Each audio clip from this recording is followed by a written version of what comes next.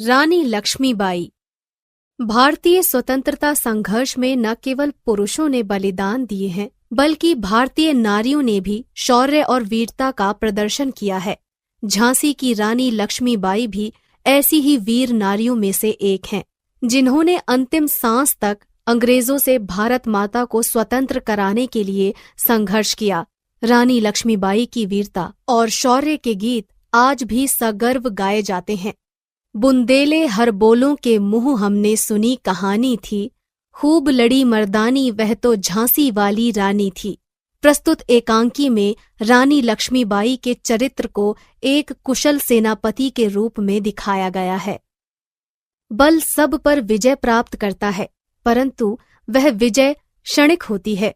सच्चा देश प्रेम और सच्ची वीरता कभी निष्फल नहीं होती। विल्सन। स्थान: झांसी के किले का भीतरी भाग। गौरी की सजी मूर्ति के सामने से स्त्रियां आरती उतारती हुई चली जाती हैं। स्त्रियां आरती उतारती हुई गाती जा रही हैं। लक्ष्मीबाई एक ओर हाथ जोड़े खड़ी हैं। समय: संध्या के उपरांत। गीत: उन मुस्कानों की बलि जाऊं, निबलों के भी कण-कण में जो ज्योति जगाती रहती हैं। बलिदानों की ध्वजा निरंतर जो फहराती रहती है, उन बलिदानों से बल पाऊं, उन बलिदानों से वर पाऊं, उन मुस्कानों की बलि जाऊं। तुम्हारे माता पिता की, तुम्हारे पति की, तुम्हारे भाई की, तुम्हारे देश की और उन सतियों की लाज तुम्हारे हाथ में है, जिन्होंने जौहर पर जौहर किए हैं। अब भगवान का नाम लेती हुई अपने घर जाओ और स्वजनों के साथ जल्दी किले में अपने अपने काम पर आ जाओ। हर हर महादेव। स्त्रियां हर हर महादेव कहती हुई जाती हैं। मुंदर का सैनिक वर्दी में प्रवेश। रोहतगढ़ से भागे हुए 500 पठान आए हैं। भूखे प्यासे हैं, फटे हुए कपड़े पहने हैं और निहत्थे हैं। नौकरी चाहते हैं। वे सब सिपाही हैं, देशद्रोही नहीं जान पड़ते। अंग्रेजों से लड़ने की साध रखते हैं। उनके मुखिया का नाम गुल मोहम्मद है। दीवान जवाहर सिंह से पूछो, वे क्या कहते हैं। उन्होंने जांच पड़ताल कर ली है। वे सरकार की अनुमति चाहते हैं। शरण में आए हुए का पालन करना हमारा धर्म है। और फिर ये सिपाही हैं, स्वराज की लड़ाई में भाग लेंगे। उनको नौकरी दे दी जाए और गुल मोहम्मद को उनका सरदार माना जाए। जो आज्ञा। अंग्रेजों की सेना यहाँ से बहुत थोड़ी दूर रह गई है। हम लोग ऐसी परिस्थिति में हैं कि अभी किले से बाहर निकलकर नहीं लड़ सकते। कालपी में राव साहब और तात्या टोपे अपनी सेना के साथ मौजूद हैं। झांसी की सहायता के लिए उनको तुरंत समाचार दिया जाना चाहिए। मोतीबाई कहाँ है? यही बाहर लाला भाऊ से रक्षा प्रबंध की बातचीत कर रही हैं। उसको मेरे पास भेजो। मुंदर जाती है। लक्ष्मीबाई टहलने लगती हैं। कुछ क्षण के बाद मोतीबाई आती है। वह भी वर्दी में है। सरकार, कालपी समाचार भेजने के लिए जूही को भेज दिया जाए। वह बहुत कोमल और सुकुमार है। संसार भर की कोमलता और मंजुलता हमारी रानी में भरी हुई है। इस पर भी वे फौलाद से भी बढ़कर कठोर हैं। फिर हम लोग किस गिनती में हैं? मुस्कुराकर। अच्छा, जूही के साथ काशीबाई को और भेज दो। 1 और 1 11 का बल रखते हैं। मोतीबाई जाती है। तोपें दिन रात चलेंगी, पर एक ही गोलंदाज लगातार दिन रात काम नहीं कर सकता। एक पुरुष गोलंदाज के साथ एक स्त्री गोलंदाज को रखना चाहिए। रसद, खाना पीना और गोला बारूद देते रहने के लिए स्त्रियां काम करेंगी।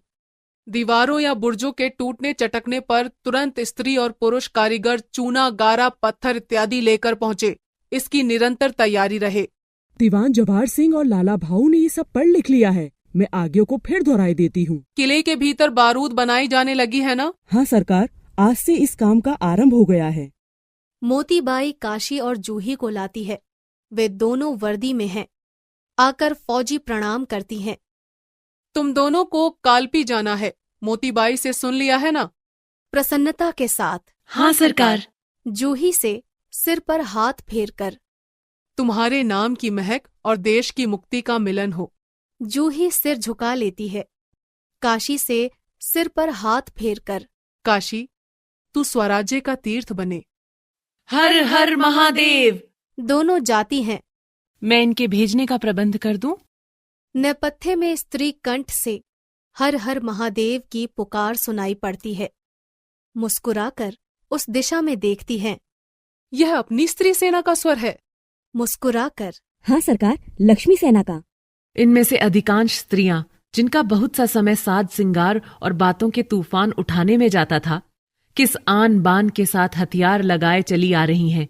इनके सिंगार और झगड़े सब तलवार की मयान में समा गए हैं। आहा हा हा। राधा रानी, मुंदर, झलकारी इत्यादि कुछ स्त्रियां फौजी अफसरों की वर्दी में आती हैं और रानी को प्रणाम करती हैं। लक्ष्मीबाई प्रति नमस्कार करती हैं। तुमको देखकर मुझको बड़ा हर्ष होता है। तुम्हारे काम को देखकर मैं कृतकृत्य हो जाऊंगी। वरिछांजू, तुमको लाल भाऊ के साथ किले के पूर्वी बुर्ज के तोप खाने पर रहना है। अंग्रेज वहां से झांसी पर गोली चलाएंगे। और मुंदर, तेरा दल दीवान दुल्हाजू के साथ ओरछा फाटक पर रहेगा। सैयद फाटक पर खुदा बख्श, खांडे राव फाटक पर सारक सिंह, दतिया फाटक पर रामचंद्र तेली, बड़े गांव फाटक पर करण काछी और ठाकुर लोग, सागर खिड़की पर पीर अली रहेंगे।